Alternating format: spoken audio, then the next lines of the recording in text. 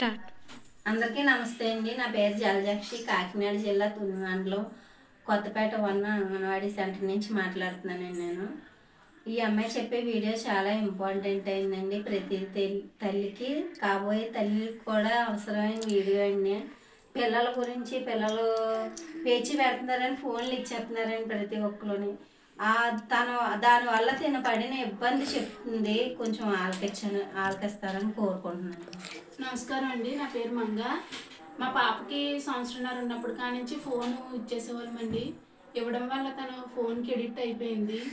మాటలు కూడా వచ్చేవి కాదు, మనిషిని గుర్తుపట్టేది కాదు. నా పనిలో నేను ఉండిపోయేదాన్ని, ఫోన్ చూసుకుంటుంది కదా అని. ఒకసారి నాకు డౌట్ వచ్చి డాక్టర్ గారి దగ్గరికి తీసుకెళ్తే ఆయన ఫోన్ ఇవ్వకూడదని చెప్పారండి. త్రీ ఇయర్స్ కంప్లీట్ అయ్యే వరకు కూడా ఫోన్ ఇవ్వకూడదమ్మా. అసలు ఇప్పుడు పిల్లలు ఏడుస్తున్నారని అన్నం తినిపించడానికని ఫోన్లు ఇచ్చేస్తున్నారు. ఇవ్వడం వల్ల వాళ్ళు ఈ విధంగా తయారవుతున్నారు, ఎడిక్ట్ అయిపోయి. ఇంకా మీ అమ్మాయి స్టార్టింగ్ స్టేజ్లోనే ఉంది. చాలామంది ఆటిజం అనే దాంట్లో కూడా వెళ్ళిపోతున్నారు. దానివల్ల దాంట్లోకి వెళ్తే తిరిగి రావడం కూడా కష్టం అయిపోద్ది.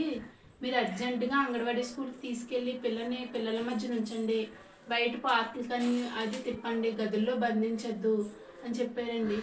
తర్వాత అప్పుడు నాకు వెంటనే అక్కకి ఫోన్ చేసి ఇలాగ అక్క అని చెప్తే తీసుకురామ్మా అని చెప్పిందండి. 5 months నుంచి పిల్లని అంగన్వాడీ స్కూల్కి తీసుకొస్తున్నానండి. ఇప్పుడు పిల్లకి మాటలు వస్తున్నాయండి, నన్ను గుర్తుపడుతుంది, అమ్మ అని పిలుస్తుంది, మనుషులు కూడా గుర్తుపడుతుందండి. కొంచెం పిల్లల్లో ఆడుతుంది. ఇలా ముందు అస్సలు కలిసిది కాదండి, ఇప్పుడు పిల్లల్లో ఆడుతుంది, తిరుగుతుంది, అంతా మంచిగా అయ్యిందండి.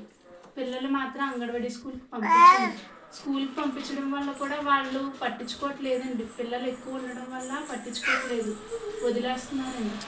దానివల్ల మనకి ఏం తెలియట్లేదు కూడా, వెళ్ళి వచ్చేస్తున్నామని అనుకుంటున్నాం. అంగన్వాడీకి పంపించడం వల్ల వాళ్ళ దగ్గర నుండి చూసుకుంటున్నారండి. ఇది ప్రాబ్లం అని కూడా చెప్తున్నారండి. ఈ వీడియో మీకు ఉపయోగపడుతుందని అనుకుంటున్నానండి. Thank you. అందరూ కూడా పిల్లల్ని ఫ్రీగా ఆడనీయండి అమ్మా.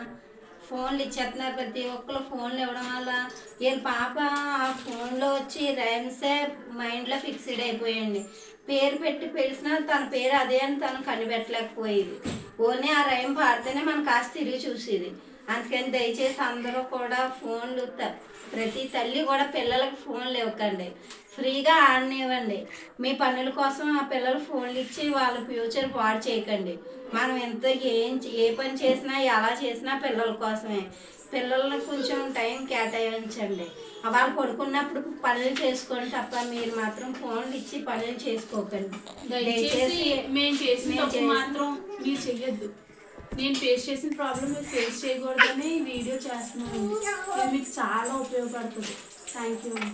పాప 1.5 years అండి. బోర్ తిప్పు.